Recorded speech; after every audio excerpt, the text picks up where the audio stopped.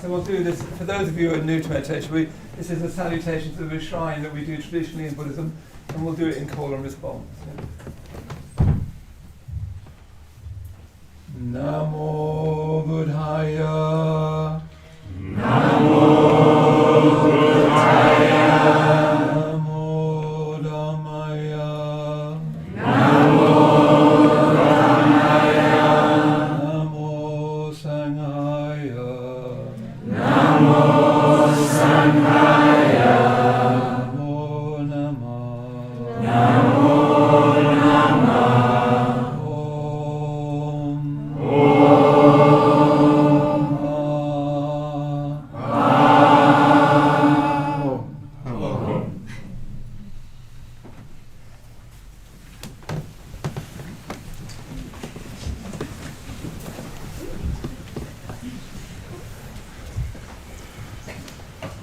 Okay, so welcome everyone. Welcome everyone to the beginning of our 4-week meditation challenge. And if you haven't signed up for the challenge, do sign up for it. It means that you are we're challenging you to meditate for 4 weeks every day.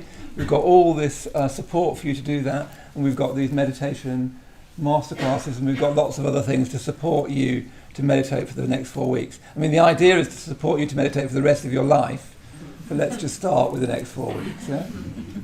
So why don't we just... welcome to everybody in the reception room. This is a bit weird because I'm now looking at the camera over there and you're over here. Anyway, welcome to all of you in the reception room. This is probably the fullest event I've seen for a long time, so that's good, isn't it? Okay, so probably what we all need to do is sort of just settle down just now after our arrival. So I won't say anything just now, let's just meditate, and I'll lead us into a meditation. So just sit as comfortably as you can. If you're new to meditation, the main thing is I would suggest you sit astride the cushions with your knees on the ground. As long as your knees get to the ground is the great thing. So don't sit cross-legged if you end up sort of balancing in midair. That won't be very good.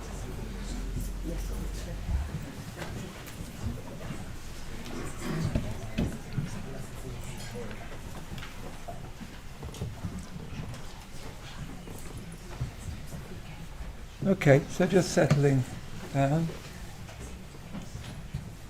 Those of you in the reception room, just see if you can make yourself as comfortable as possible.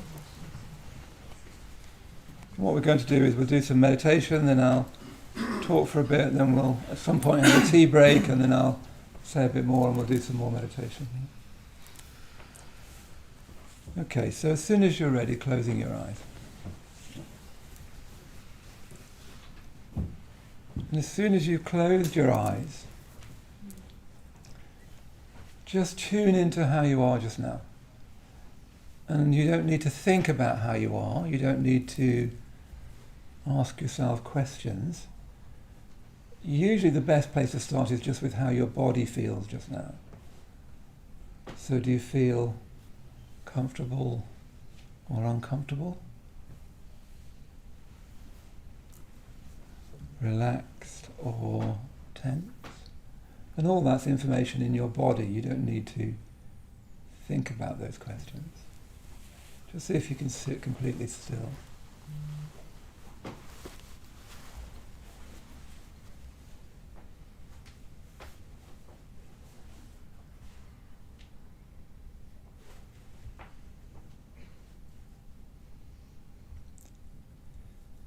So we're just checking in with ourselves at the moment. So how are you doing in your mind? Have you had things particularly on your mind? Is your mind racing or sluggish? Are your thoughts anxious or excitable? Just how are you doing first of all in your mind?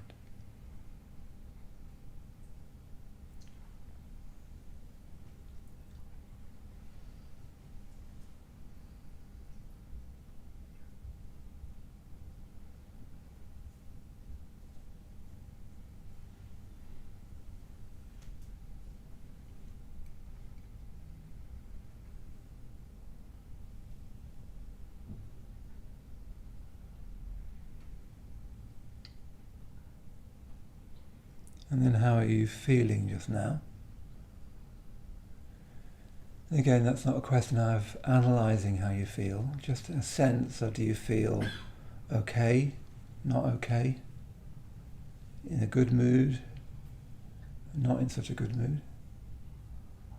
And that's just information. We don't need to worry about that or predict anything on the basis of that. We're just taking that in.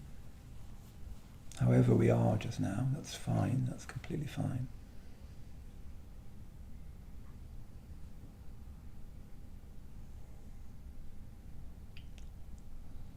So you're just opening yourself up to your feeling sense.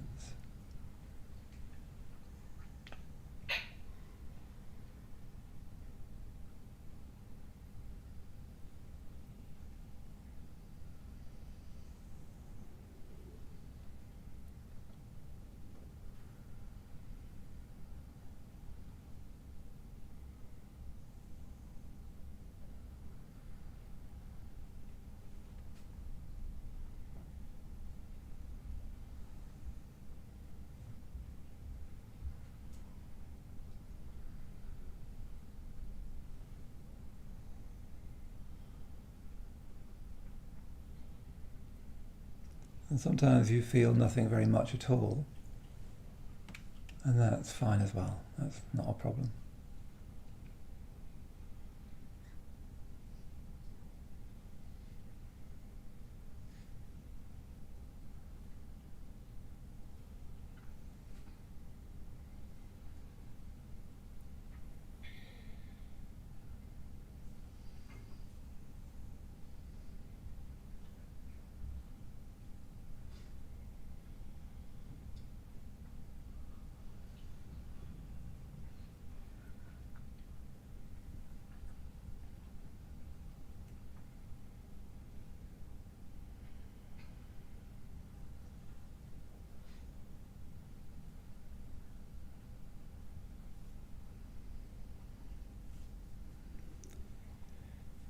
And then bringing your attention into your body.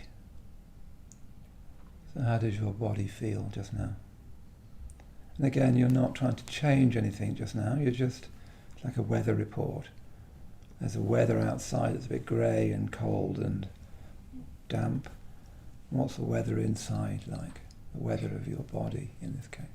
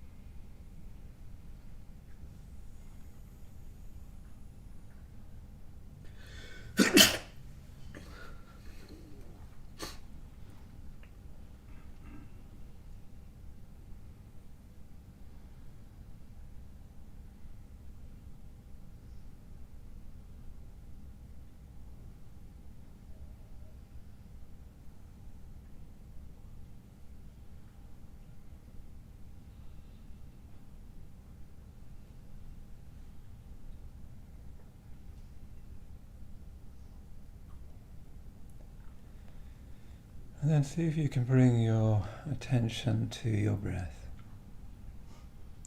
You don't need to breathe in any special way.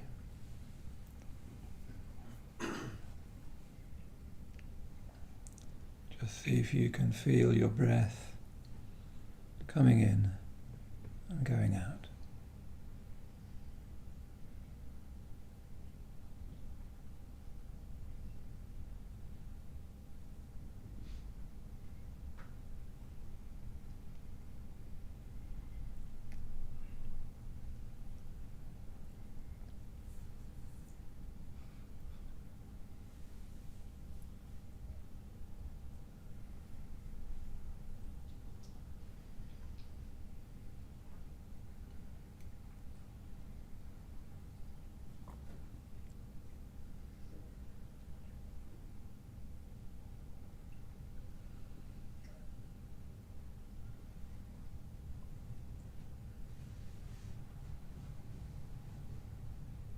see if you can follow the whole breath in and the whole breath out. So this is just anchoring your awareness in the breath.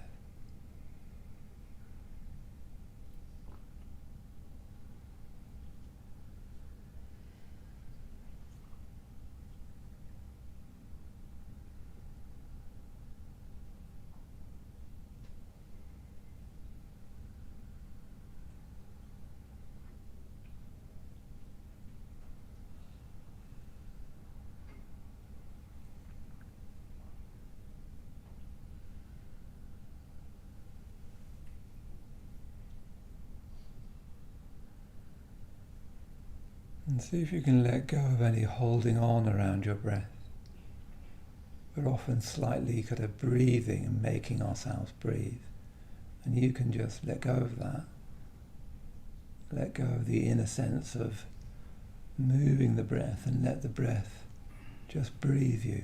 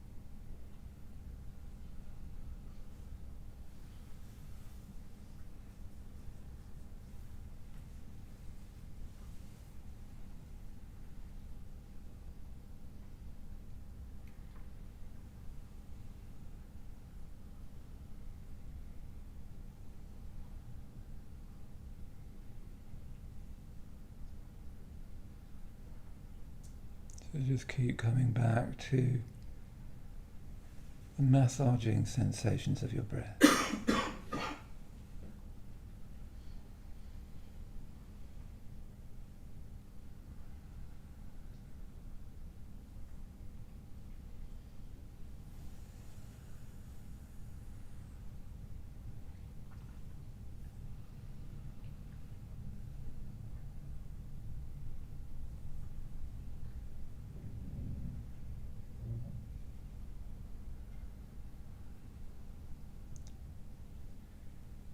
And then opening up your awareness to include more and more of your body, however your body feels. And your body might feel pleasant or unpleasant, or nothing very much. And you're just going to open up to those sensations. And those sensations are coming and going. So you don't need to worry about them, you don't need to grasp onto them. Sensations of the body are just there. See if you can open up to your whole body.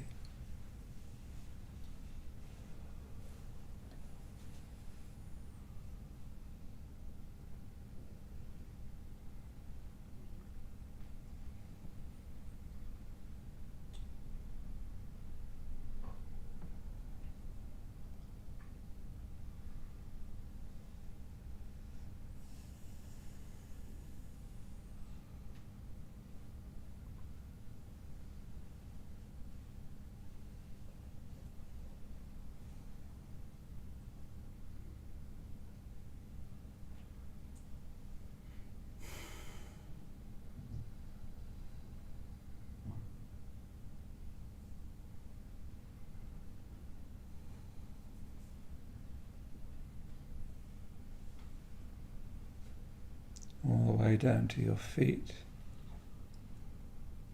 and up to the top of your head. Just opening up to the sensations.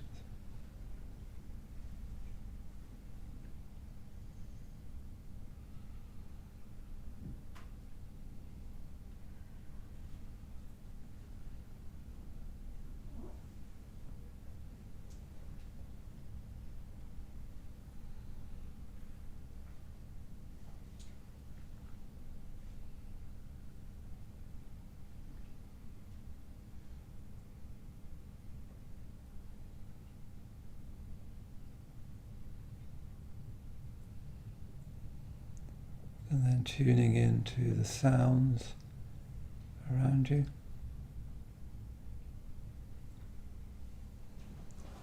The sounds in the room, the sounds beyond the room.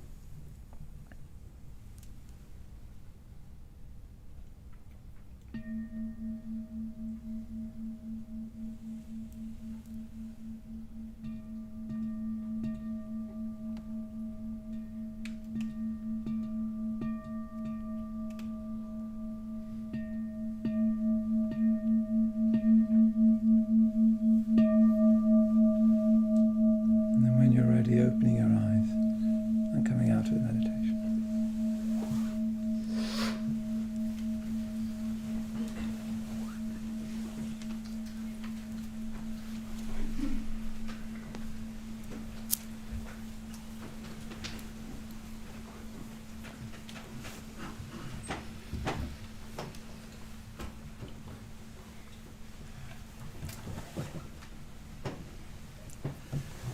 Okay, so when you're ready, just sitting out of your meditation posture, don't sit on your knees anymore because you'll need your knees for later.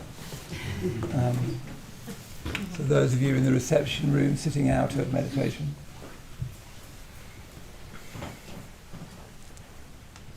So I'll say a little bit about what we're going to be doing in these masterclasses and then start talking about the particular aspect I want to look at today. Then we'll somehow go and try and have some kind of cup of tea, which might be someone just splashing you with tea as you walk past. We've got a team armed with syringes who just squirt tea at you. We're going to have to do some sort of loaves and fishes kind of thing. And then after that refreshing break, we'll come back and I'll say a bit more about this stage. Yeah? So what I'm going to be exploring for the next 4 weeks is the 4 of the stages of the system of, well, you could say the system of meditation, but it's more like the system of any truly valuable life. Yeah? That's what I'm going to be doing, talking about 4 great stages of any truly valuable life. It's got all kinds of technical things underneath that, but that's not very important. Today I want to look at the first stage, which is integration, and I'll say more about that tonight, this morning, whatever it is. And next week I'll go on to the next stage, which is positive emotion, and we'll go on from there. Yeah. And the whole of the challenge is looking at this system of meditation. It's sometimes called system of the Dharma life. That can sound a bit technical. It's really a system, the stages and steps through which any genuine human evolution goes through. Yeah? If you are to make the most of this human opportunity. Yeah? So just to talk personally for a minute, because I sort of need to a bit. I'm in a particular place at the moment. My mother died just very, very recently on the 17th of December. I've got the funeral next Friday. And she died on the 27th anniversary of my father's death, which is slightly miraculous. And I had a strong sense of my father coming to help her. At one point she was saying to me, "What shall I do?" And I said, I don't know from now. You'll need to ask Dad, because he's done it, so he'll know what to do. I had a very strong sense of him. He had beautiful hands, my father, big working hands. I had a very strong sense of him leaning into this life and sort of pulling her out for this life into the next. Yeah. So that means that at the moment I'm very much looking at the whole of Dharma life through the lens of death. Yeah. That is also a very traditional attitude to meditation and to the Dharma, is to look at it through the lens of death. Really, any serious life, I mean that, and I mean serious in a genuinely serious way, not a pompous way, but any genuinely serious life is a life that is witnessed by death, that is a life that is appropriate to death, that speaks to death, not a life that pretends that death doesn't exist. So, when we're all scrolling through Instagram or getting into silly conversations or feeling indignant in our head, that's a life that doesn't fit with death. The only life that really fits with death is a life of love, really. But that's the action of a saint, to live up to that. But any genuine life, any proper life, really, is a life that needs to stand next to death. I was just watching his Dark Materials, and she sees her death, doesn't she? In the novel, in the program, Death is Born with You. But you need to be able to talk. Your whole life needs to be a conversation with death. Is what you're doing now? Does it have any kind of relationship with that great mystery? Is it appropriate to it? Is it consonant with it? Or is it a pretense? Is it a fantasy? Is it a distraction from it? Yeah. So that's how I'm seeing all of these stages. I've even written a book about these stages, so there's lots one could say, but I want to particularly look at them from the point of view of death. Yeah. So I'll say something about integration just now, then we'll just do another short meditation, and then I'll say more about it afterwards. So, what do I want to say now? So, when I think of my own situation, and just being, I was with my mother in the last week of her dying, which was very difficult in many ways. In that mood, anything that feels superfluous, technical, clever, trivial, feels very painful and daft. Yeah. So when I then think of what does integration mean from the point of view of death, the main thing I've come up with, thinking about it from this perspective, which is different to when I wrote the book, is that the thing that integration does is it makes you into an individual, a sovereign individual. A sort of Sangharakshita, the founder of this movement, talks about a true individual.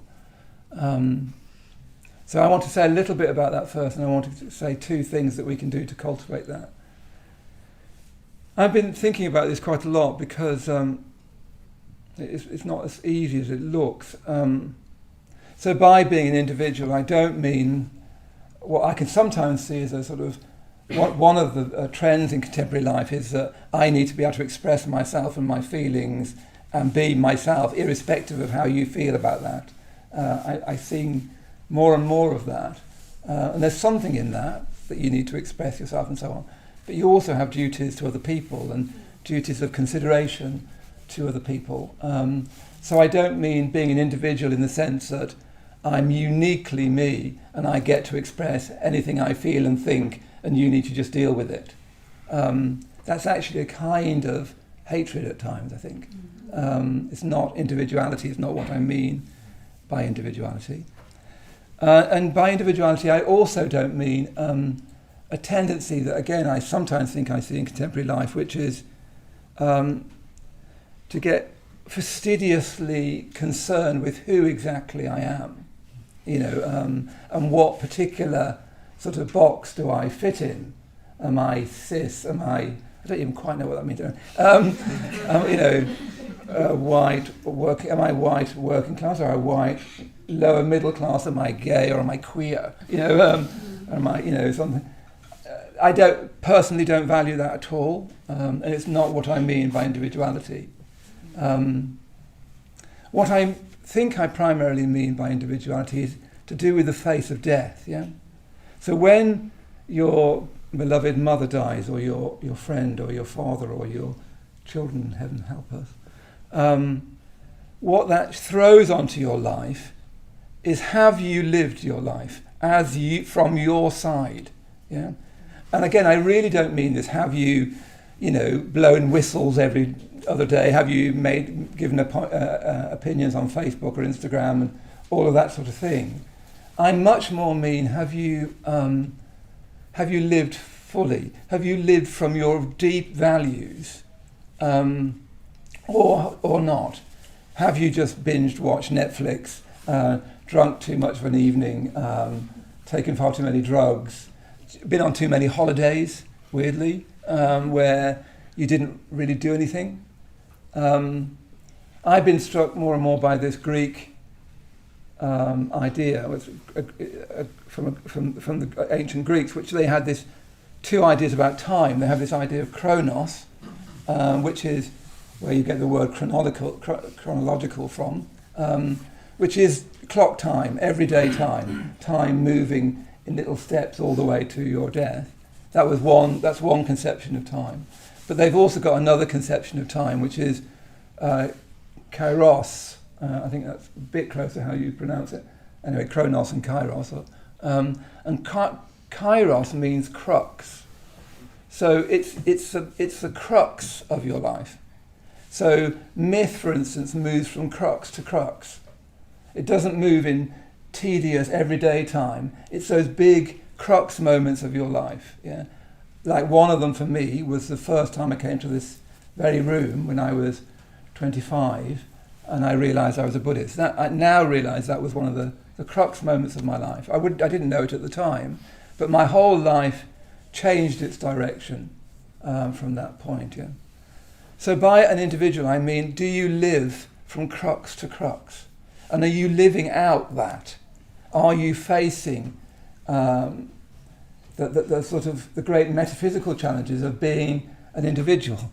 What do I think? What do I feel? Is that what I think and feel, or is it just what I'm told to think and feel? Have I just sort of taken that thinking down off the shelf? Am I just saying what I say? Am I just saying what other people in my sort of style tribe say? It's actually a very, very great matter, this matter of being individual. Yeah? Do I live from my own deep engagement with life, or am I taking down some handy ideology, some handy sort of easy sense of myself? Am I living in a way that's appropriate to death, really, is what an individual is. Like, for instance, when I've got a very large family, and when my mother died, I can't quite believe I'm still saying that, but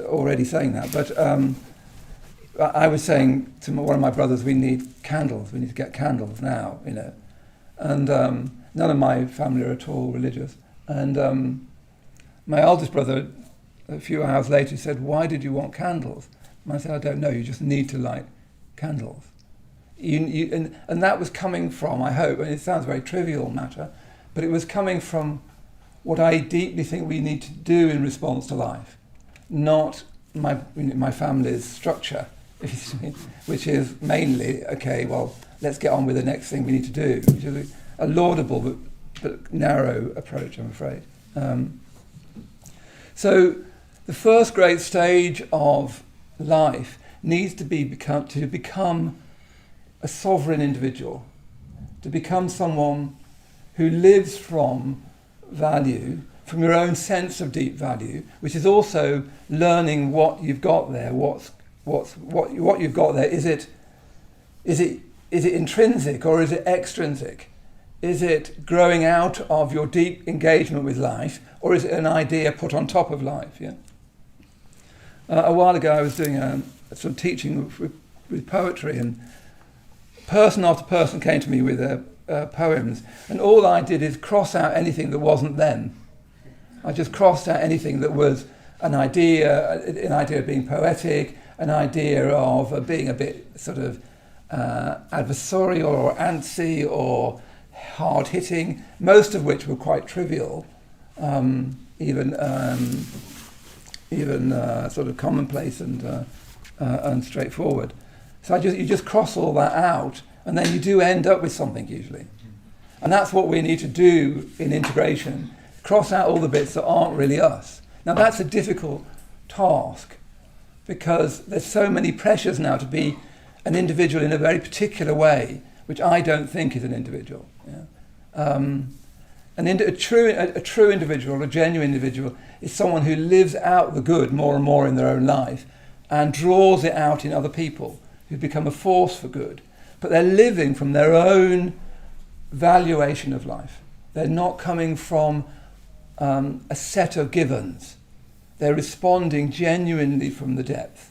Now, to respond genuinely from the depth, you need to be in touch with your depth. So what integration is about, I keep thinking, who is that other person talking? It's like somebody keeps talking. It starts to feel like I'm not very integrated. There's another version of me talking just after me. Can you be quiet? And I suddenly realise it's me.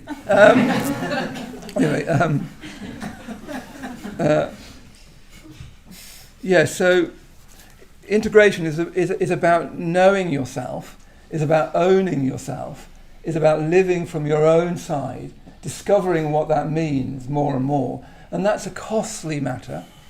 It costs you something, because you have to find a way of being intelligently and positively critical rather than unintelligently condemning. Yeah. Can I pause? Okay. It's a bit weird, isn't it? How long do I pause for? We're all good again. I'm starting to feel very disintegrated. So integration is about collecting yourself, yeah? So that you are unified and whole and collected, so that you know yourself, so that you own yourself, yeah? Now that is a real thing in the face of death, isn't it? That you have unified yourself, that you know yourself, that you're sobered up about yourself. You don't anymore think you're the most special thing in the universe. You don't think you're massively unique, but you're not tortured by self-hatred, which so many people are. Yeah? You own yourself in this warm but valuable way. I'll talk more about the warmth next week. Yeah? So I'll say more about integration in a moment, but let's do a little bit more meditation so that we can keep doing that rather than me just talking about it.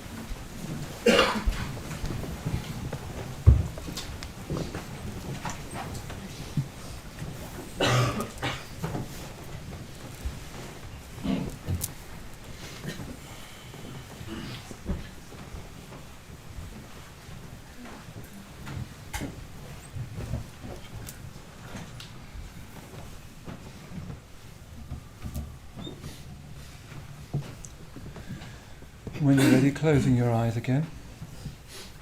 As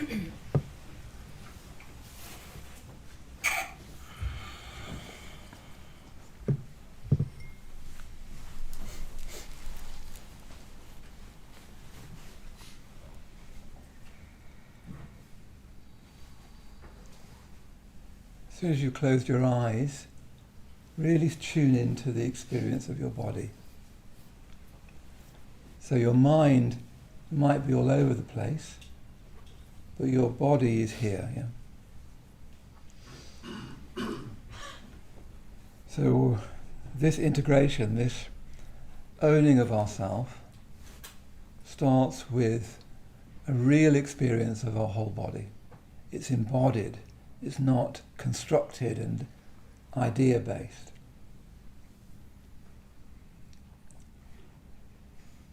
So first of all, see if you can soften your brow.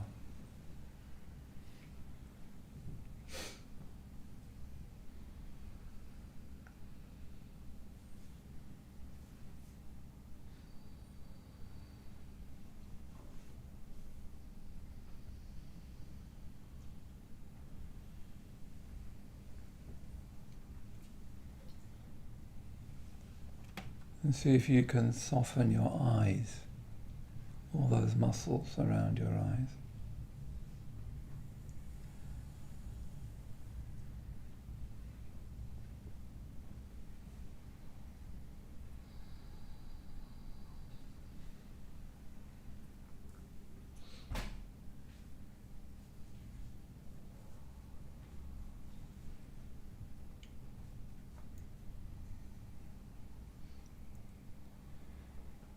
And see if you can soften your jaw. We're very often gripping with our jaw.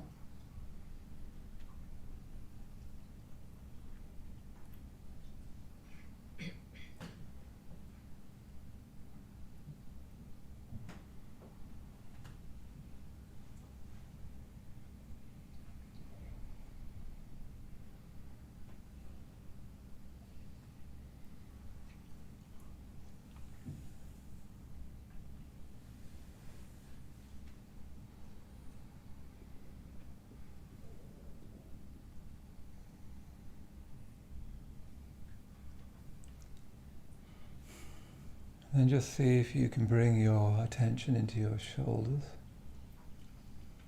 And we're often gripping with our shoulders without even noticing it. So just see if you can feel your shoulders, whether they feel comfortable or not. And really we're trying to welcome any sensations, even if they're sensations we don't like and don't want. If we feel aversive to discomfort, we just make the discomfort worse.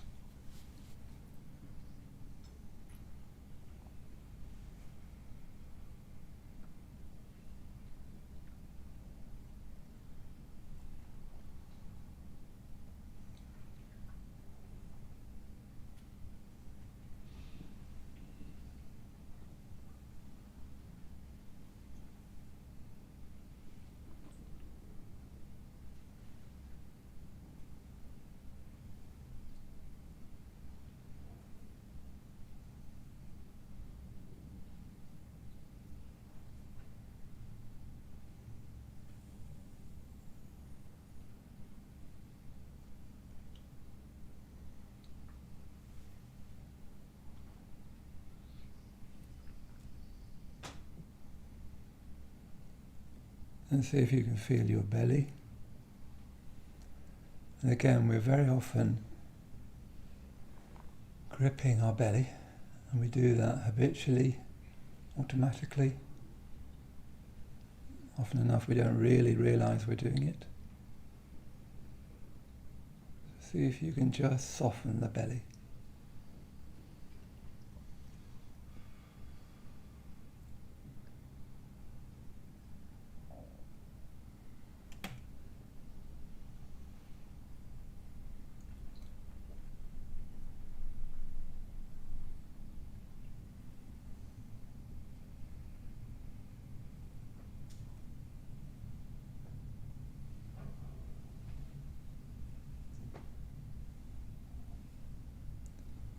And one way to soften the belly is really feel the support of the cushions or the chair. See if you can just give yourself to that support.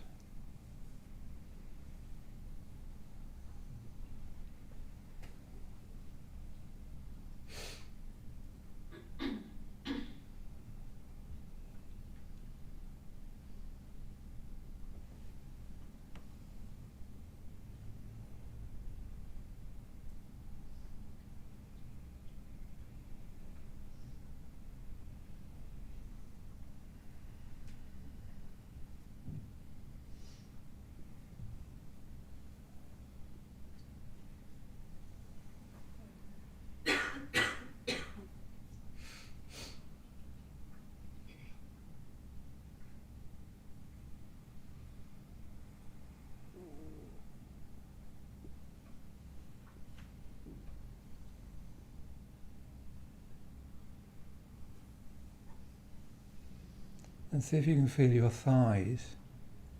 Just notice if you're gripping your thighs.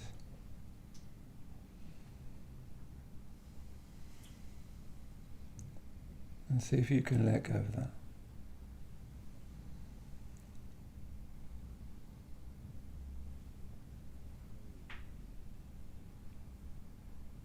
So just making yourself at home in your body, opening up to the body sense, even if that body feels uncomfortable.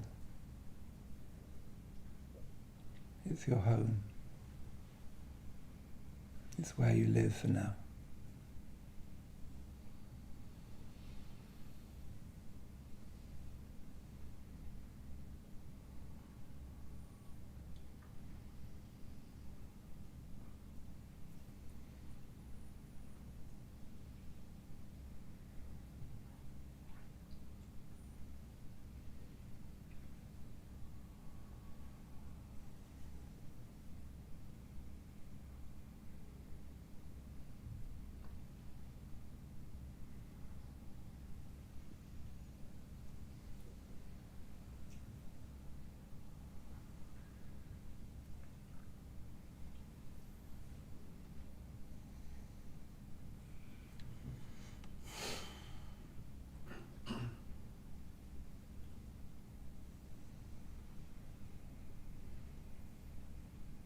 So just feeling the whole body, opening up to your whole body.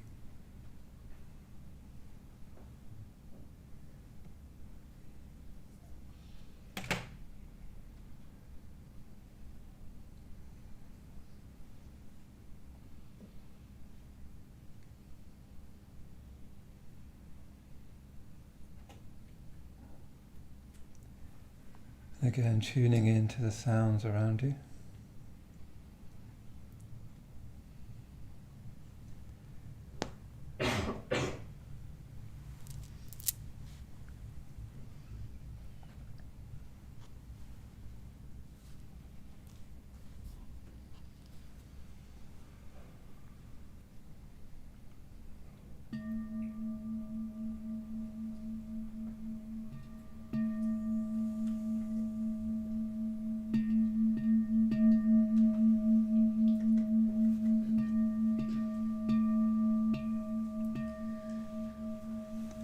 And then when you're ready, opening your eyes.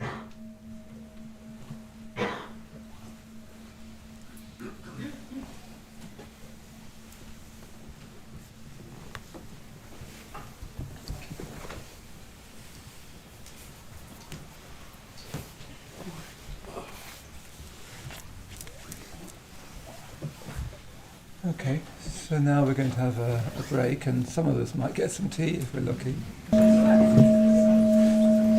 Okay, so the mere fact of trying to get from one room to another is quite a thing. Actually, most of this class is actually just trying to get from one room to another. But congratulations for managing to get from one room to another. Has anyone managed to get as far as the lavatory? Hold on. So I'll say a little bit more about integration, then we'll finish with the meditation. So someone was asking me a bit more about quite what I mean by integration, and what I was thinking and what I was just saying is that one of the things we often don't realise enough is just how fragmented we are. Yeah? That our thinking faculty is much more developed than our emotional faculty. We can be extremely adept at all sorts of technological things, but not very sensitive to beauty or very empathic. We're people who very easily can't be on their own or be silent or do nothing. So one of the things that we don't realise often enough is how unevenly developed we are. That's what I'm noticing more and more. I meet people who are vertiginously clever, but emotionally quite retarded. I also meet people who are emotionally all over the place and really daft, yeah, and everything in between. So one way of talking about that is fragmentedness. And if you're fragmented in that way, if you're unevenly developed in that way, you'll create a world around you that mirrors that fragmentation, and that will increase your sense of fragmentation. You see it, don't you, in the world where there's more and more style tribes and more fragments. It's as if we're, from our own fragmented minds, we're creating a very fragmented and often polarizing world. Yeah? So it's not a question of then thinking, okay, who am I really and what do I want? We're not in a position to ask that. We're too fragmented, because you'll get a fragmented answer to that question. You'll get an answer off the shelf, if you see what I mean, because you don't know yourself enough, probably. So what we need to do is start really go back all the way to basics and go back to the body as our great location, yeah, of where we live. We're sort of separated from our body, and even when we do work with our body, it's in a quite fetishized and often enough extrinsic way, not an inner sense of living through the body, but the body as a kind of expensive motor car that we're trying to make as beautiful as possible, and so on, a very extrinsic sense of the body. So there's two things I want to say to start to help with this fragmentation. And as I say, I don't think we realise just how unusual we are as a society, how fragmented, how odd. You know, like my oldest brother really didn't understand why you would light a candle to the dead. That's a very odd, historically, that's a very, very strange place to get to, and he's not that strange, my brother. it's not a question of asking ourselves questions yet, because we'll get a distorted response. We need to just really, really work to have a lived through body, a lived in body, not a sort of fetishized and kind of exacting one, but a body that we live through, which of course is also emotions we live through. So the first thing I want to suggest that you do with this challenge as well as the meditation is you do exercise. I'm partly suggesting this so that I do exercise. But you need 100 people in a room to get yourself to do that. So I've been doing Bob and Brad. Anybody heard of them? Yes. It's exercises for the over 50s. I'm actually over 60, so anyway, I've done one so far. Anyway, but a very basic matter of integration is having a much stronger body sense. And a very simple and important way of starting to cultivate that is doing much more physical exercise.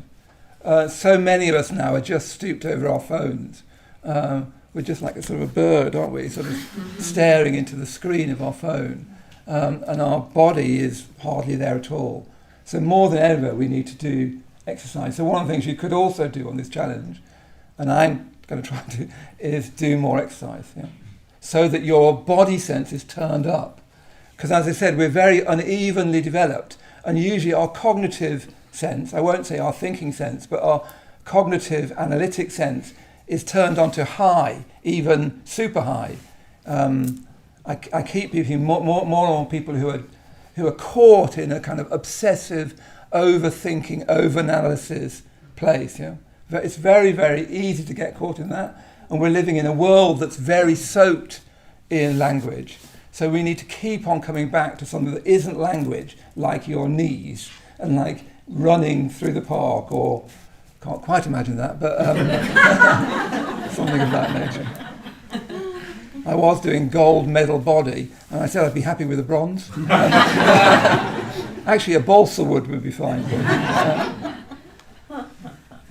So that's the first thing I want to suggest that you might do during the challenge as well. A very obvious thing, but easily overlooked. Now, the other thing I want to say about integration, and then we'll do another meditation. Another way of thinking about integration, and non-fragmentation is another way of putting it, is that you need to cultivate your intelligence. Yeah?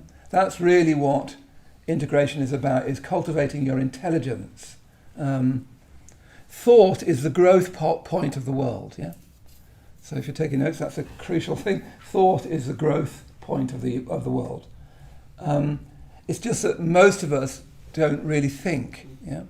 And intelligence has now become the purview of a kind of, if you're not careful, it's sort of university-educated, analytic, abstracted, secondary, highly critical intelligence. And I don't mean that's a very recent idea about intelligence. There's a poem by Shelley called Hymn to Intellectual Beauty. So the beauty and intelligence were the same thing, really. Yeah. So by cultivating your intelligence, I mean something much more beautiful. My own teacher, Sangharacharya, he says that most people don't think, they just raise objections. Yeah.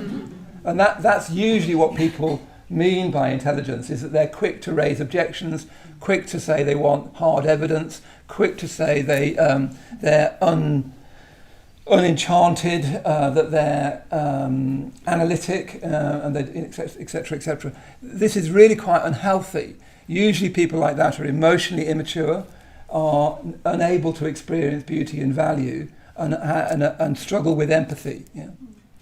So real intelligence is what Shelley meant by intellectual beauty. It's this openness to things. Now, the important thing about intelligence, or thought itself, if it's really understood, not in this modern and postmodern way, which is weirdly cerebral and abstracted and super sophisticated, usually that's a sign of unhealth. Intellectual beauty is to do with not being stuck in your experience. Much of our human experience is painful, frustrating and boring. One of the things for me in my life is how much of life is boring. I would like to hear us talking much more about boredom, never mind grief and so on, but boredom. It's very easy just to be stuck in the immediacies of pain, of frustration, of boredom, of tedium. Yeah. So what thought does in this deep sense, what intelligence does in this deep sense, is it makes you ask questions, not super analytical questions, not fragmented questions, but an open-ended, how could this be better? How am I making a mess of this? How could I stop making such a mess of this? Why do I find myself in the same kind of relationship? Why do I find myself having the same working patterns where I first get involved and think it's wonderful and then I trash everybody and leave? Why do I do that again and again? Why do I end up in sexual relationships where, whatever it is, instead of just being stuck in experience, to see how thought is the bridge to enlightenment. You start to try and think, is there a better way of being? Is there a better response? Is there ways to more value? Yeah? That's what real intelligence does. Unfortunately, contemporary intelligence just wants to break everything down. So when I was at art school, I was at Goldsmiths College, and it was in the heyday of deconstruction and Foucault and so on. All we did is sit around being clever and breaking things down. What do we mean by beauty? Nothing really. What do we mean by love? Nothing really. You just broke everything down and then felt very pleased with yourself. And then what that's like, it's like getting a car, taking it apart, and then saying, look, it doesn't work. And that's effectively the world we've created. We're increasingly taking ourselves apart and then saying, look, it doesn't work. Yeah, we really are. And that's not intelligence. That's something quite odd and new that in 100 years' time we might understand better. It must have something to do with technology, I think. Nobody quite knows yet. So we need this embodied, emotionalized, intuitively tuned up sensitivity and intelligence that gives you this capacity to just step aside from the boredom and tedium of pain of experience and try and find a perspective, try and be open to a new way of being. It's very, very painful being with my poor mother through that week. And if you're not careful, you're just locked in it. And for some of my brothers, it was like, oh, well, it's just like, you're just going to die and that's going to be the end and let's get it over with. I don't believe that death is the end. I used to feel much more sceptical about it, but now I just don't believe it. I don't think it's true. I think it's a belief disguised as a fact, and one that we're weirdly proud of in a scientific kind of way. It's not even good science. So we, but that was a sort of attitude, and you see how that you're just stuck in experience.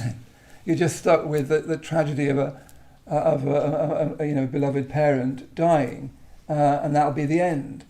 So that intelligence, genuine intelligence, is a stepping aside, an openness to new possibilities, a receptiveness to new modes of thought that you haven't come up with yet. Not merely the ability to raise objections. Yeah? That is what masquerades for intelligence. So you could think that the two bases of individuality, of integration, are on one hand an increased body sense, and exercise is one of your ways through that, but meditation is crucial in that. How you live without meditation, I really don't know. So through exercise and meditation, you increase the body sense, but then I need to cultivate this intellectual beauty, in Shelley's word, this intelligence that isn't stuck in direct experience and wedded to the pain of that, including the awful pain of the stories we tell ourselves in our mind. Many of us are sort of torturing ourselves with our mind. We need to find a way of finding better responses to that. Because you see, when you're doing that in your mind, very often your questions about why am I getting into this state make it worse. And what you need to do, first of all, is say, okay, I need to step right out of dialogue in my mind. I need to step into a much stronger experience of my body, because my body isn't thinking against itself. It's just my body. But we need this intelligence where you start to think, there could be new ways of responding to this. I don't need to be stuck where I am. If you're stuck in bad relationships with your parents, if you're stuck in a turmoil, you don't need to be stuck. You really don't. I've been stuck a lot in my life, and you don't need to be. There are ways through. To find a way through, you need to cultivate this much deeper sense of intelligence, which is value-laden. That's the main thing about genuine intelligence. It's value-laden. So that is true, that is not true, that is beautiful, that is ugly, that is that requires kindness, that requires courage, genuine intelligence is beauty, is value-laden. And to cultivate that intelligence, you need to be embodied, you need to be emotionally aware, you need to become more and more of a genuine individual. And that intelligence will help you start to find real solutions, not mock solutions, to the pain and frustration and difficulty of direct experience. So the first thing we need to do, and we'll finish with this, is notice that we're stuck. We're like a fly on a flypaper, stuck in direct experience, in indignation with someone, feeling sorry for ourselves, in competing with someone, in feeling jealous about someone. We're very often just stuck in our experience in a tragic way that's not our fault. It's really important to remember that our brains were millions of years old, and we've evolved in all sorts of ways that mean we're stuck very often to our experience like a fly to flypaper.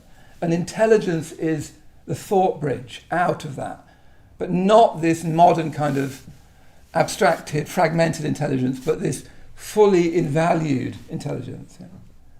So we're going to do what the start of cultivating that intelligence is to keep stepping out of mental rumination, back and back and back and back into the body. It's like saying, it's like having the radio on, and that radio station in your mind might be burbling and happy, it might be showing off, it might be agonizedly self-critical, and it might be anything in between those things.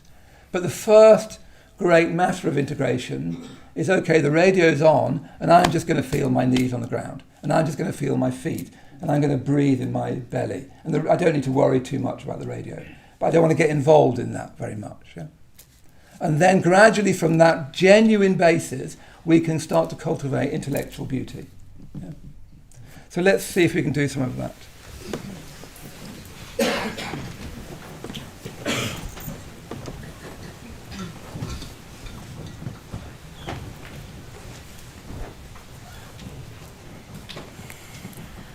So set yourself up so you can be as comfortable as possible.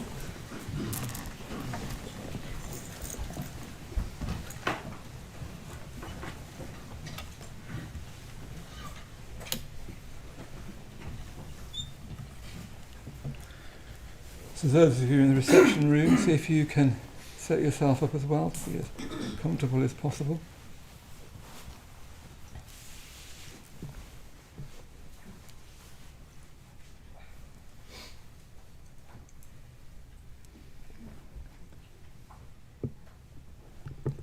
And then when you're ready, closing your eyes.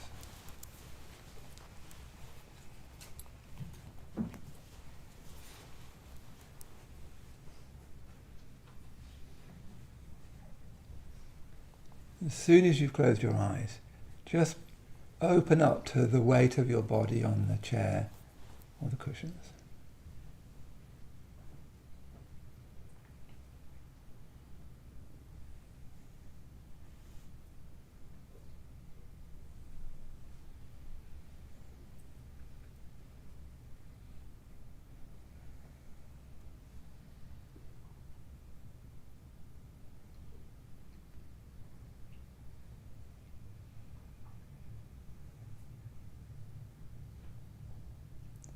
So really feel the support of the cushion beneath you, the chair. And that's not a thought, is it? It's not an idea, it's not an image. Just a direct sensation.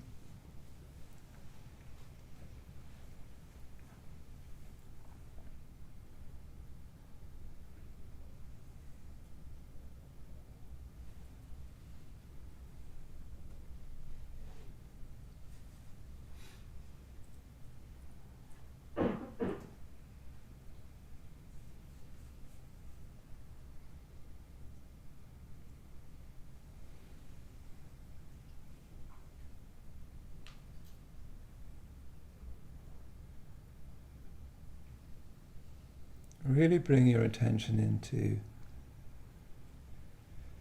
your backside on the chair or the cushions.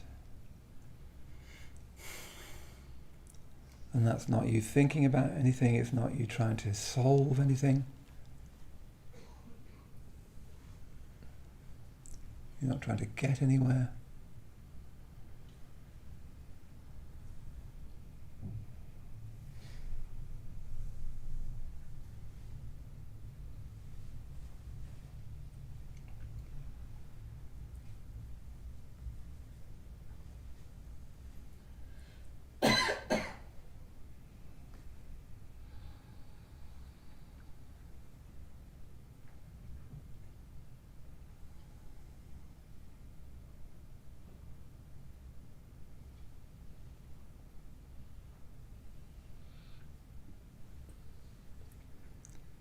And then bring your attention into your feet on the floor. And even this idea of feet, if you're not careful, you've just got a mental image of feet, a picture of feet in your mind. So it might be better to say, bring your attention to the energy in your feet. Can you feel the tingling in your feet?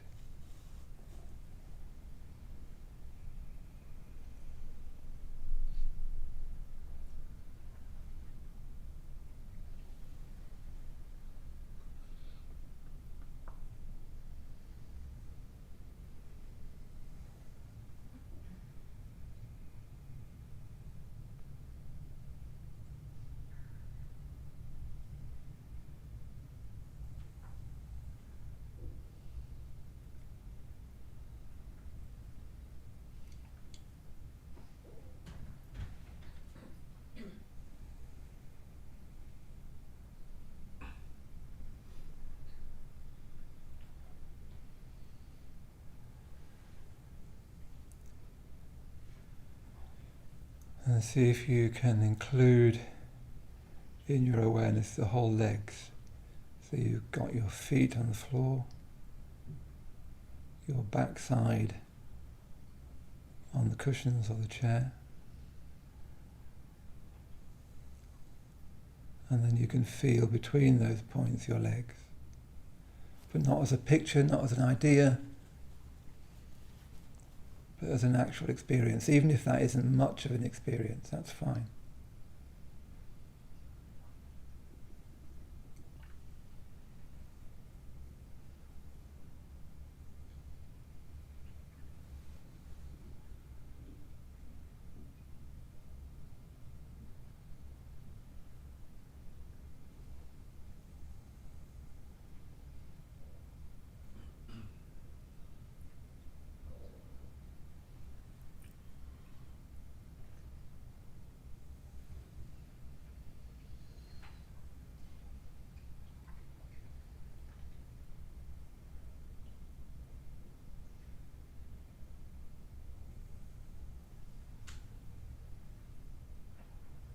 So there's your weight on the cushion, on the chair. And that's a real experience, it's not a constructed secondary experience.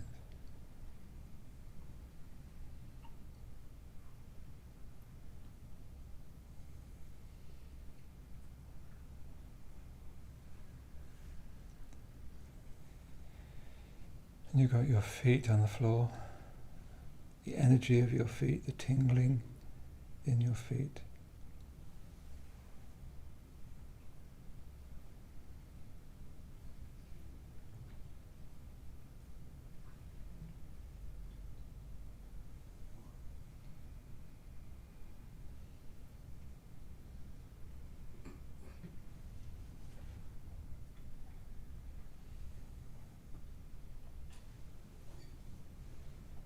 And the whole of the legs.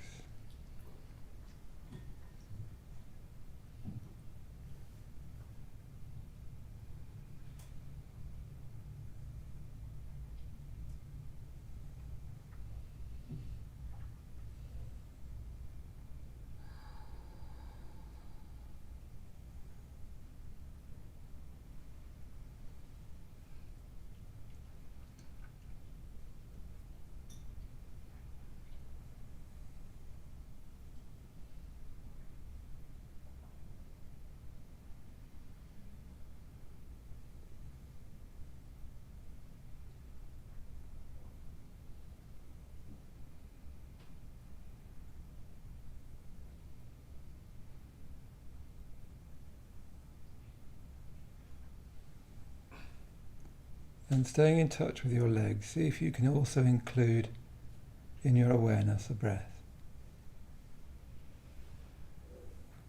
So you don't have to think about the breath, you can just stay with the weight of your body on the cushions and the floor. You can stay with the warmth and the heaviness of your legs.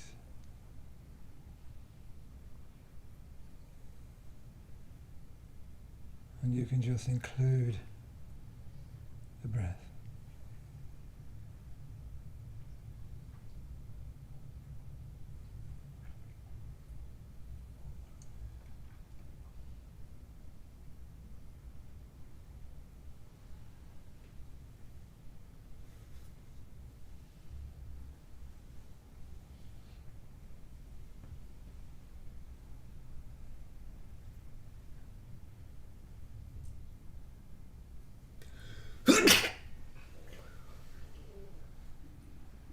So see if you can stay in touch with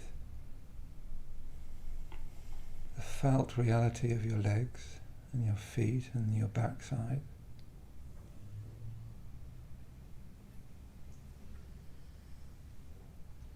And then including the sense of your breath.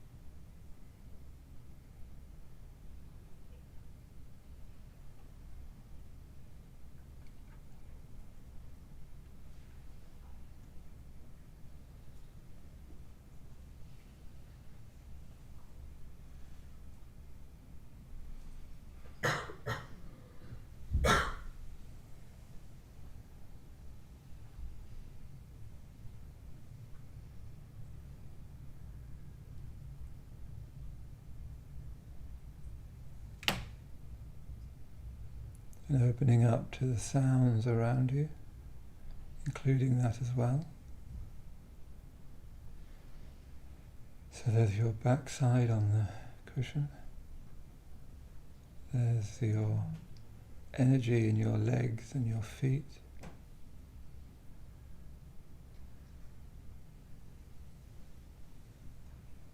There's your breath.